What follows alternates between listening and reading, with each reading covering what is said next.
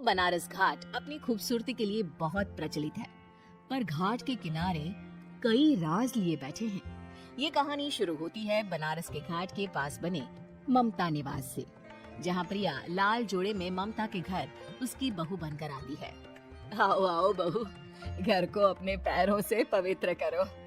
ममता घर की दहलीज पार कर ही रही होती है कि अचानक एक बहुत गंदी सी बांस पूरे घर में फैल जाती है।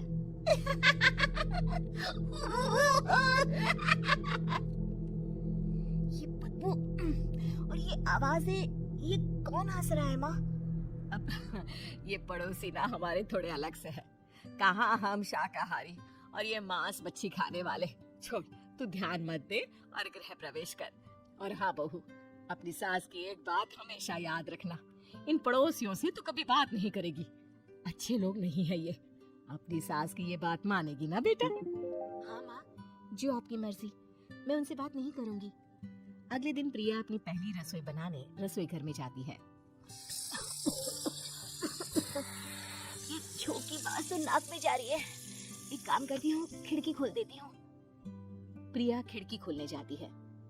इतने जाले, लगता है इस खिड़की को कभी खोला ही नहीं गया। पर ऐसा क्यों? ओह, नॉन वेज की स्मेल आती होगी ना।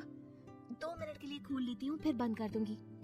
प्रिया खिड़की खोलती है। खिड़की खोलते ही उसकी नजर सामने वाले घर की खिड़की पर पड़ती है, जहाँ एक लड़की खड़ी होती है। हाथों में मेहंदी, लाल रंग की साड़ी, बिल्कुल सजी धजी, मानो प्रिया की तरह ही वो भी नई नवेली बहू हो। वो प्रिया को देखकर मुस्कुराती है।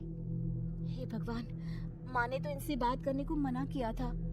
प्रिया फौरन ही खिड़की बंद कर देती है और तवे पर चढ़े रोटी की ओर देखने लगती है, पर वहाँ रोटी न होकर मछली पड़ी होती है। ये क्या? पहली ही रसोई में इतनी बड़ी गलती! हे भगवान, अब मैं क्या करूं? प्रिया बहुत डर जाती है और फौरन रसोई की सफाई करने और फिर सभी के लिए खाना बनाने लग जाती है। जब वो सबको खाना परोसती है, सब तो ठीक है, मैं बेकार में चिंता कर रही थी। हे भगवान, ऐसे ही बस अपनी कृपा बनाए रखना।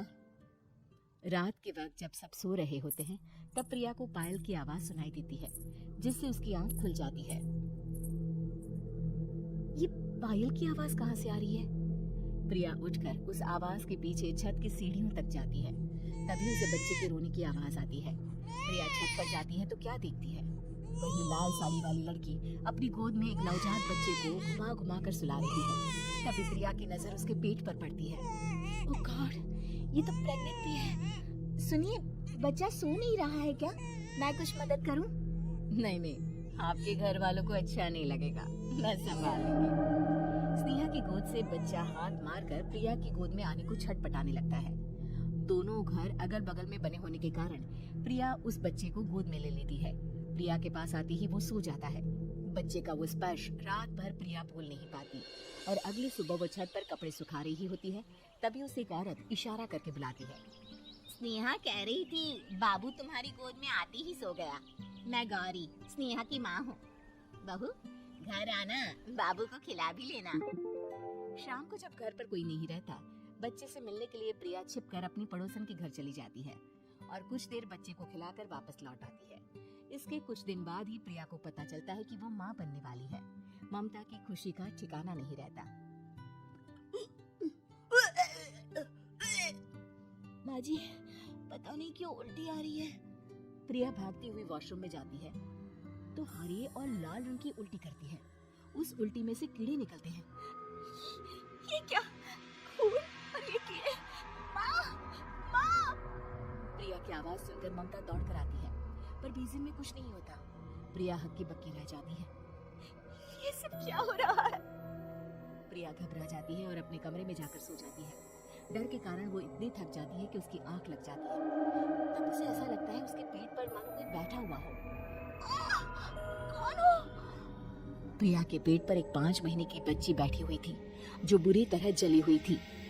माँ, तुम ही मुझे लाई ना अपने पेट में? मैं तुम्हारी माँ नहीं हूँ। कौन हो तुम? माँ, देखो मैं जल गई बुरी तरह से। 6 महीने पेट में रहने को भी मुझे नहीं मिला। सिला दो ना माँ। बचाओ! बचाओ! माँ! ममता दौड़कर कमरे में आती है। प्रिया की बातें सुनकर वो सब समझ जाती है। तू कहीं बगल वाले घर में तो नहीं जाकर आई ना बहू? मुझे माफ कर दो, मैं गई थी माँ। उस घर में सब मरे हुए हैं बहू।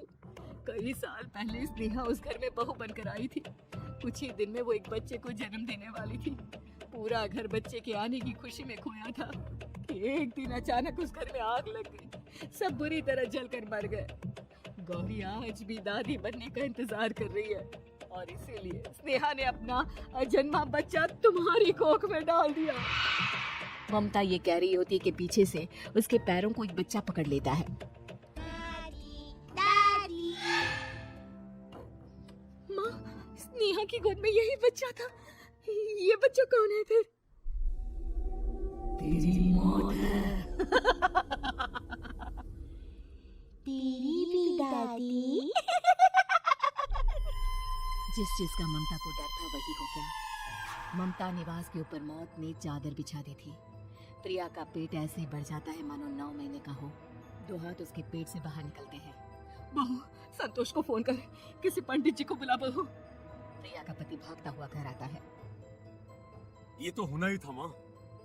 तेरा बाप तेरे सामने आ गया तो तू सह नहीं पा रही है। स्नेहा घर में आग लगी नहीं थी, माँ ने लगाई थी प्रॉपर्टी की लालच में। और वो बच्चा मेरी पहली पत्नी का बच्चा है, मेरा बेटा, जो कि उस आग की चपेट का शिकार हो गया था। मैंने तुमसे ये सब माँ के कहने पर छुपाया था। मुझे माफ कर दो प्रिया। तुम अगर चाहो तो यहाँ से जा सकती हो। मैं तुम्हें किसी भी बंधन में रखना नहीं चाहता। मेरी शादी हुई है आपसे, मैं आपको छोड़ नहीं सकती, पर उससे पहले हमें स्नेहा, उसकी माँ और बच्चे की आत्मा की शांति करवानी होगी। संतोष और ममता गौरी के घर जाते हैं। अंदर सब कुछ जला हुआ होता है। जमीन पर जली हुई लाशें बिखरी हुई थी। ममता रो रो कर अपनी करने की माफी गौरी से मांगती है। प्रिया स्नेहा के घर वालों का अंतिम संस्कार करवा देती है और ममता निवास फिर से आत्माओं के साए से मुक्त हो जाता है।